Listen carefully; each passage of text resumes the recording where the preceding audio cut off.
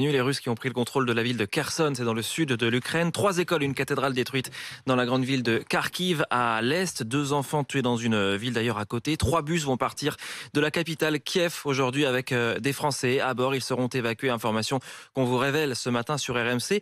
On en est au 8e jour de ce conflit, de cette offensive et la communauté russe devient une cible. Écoutez bien, les Russes installés en France reçoivent de plus en plus de messages de haine.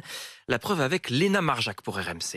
Dania Sarkisova, gérante d'un restaurant russe à Lyon, a reçu des appels anonymes. Ils ont dit que vous devez quitter la France, sinon vous êtes mort. Et s'ensuit une lettre. Votre présence n'est plus souhaitée en France. Vladimir Poutine vous expliquera pourquoi. Quelques secondes, j'ai été choquée. Je ne pense pas que c'est les pensées globales de tous les Français. Cette même lettre a été envoyée à Gaïané, elle aussi gérante d'un restaurant russe à Nantes. C'est vraiment une agressive lettre.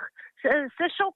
Pour moi, ce n'est pas notre guerre ici. Il ne faut pas faire guerre en France. Mais ces menaces ne touchent pas seulement les restaurateurs. Autre exemple avec cette lycéenne franco-russe de Poitiers, Anastasia. Elle a reçu un message vocal anonyme. Il a été dit étant ukrainienne et toi russe, j'arrive te bombarder. De quoi inquiéter la jeune fille de 15 ans. J'ai juste peur, entre guillemets, que ça s'empire et que je reçoive plein de messages comme ça haineux. Sachant que je suis quelqu'un de très sensible, je pense que ça peut m'impacter. Mais tous veulent le rappeler, ils souhaitent avant tout la paix entre la Russie et l'Ukraine.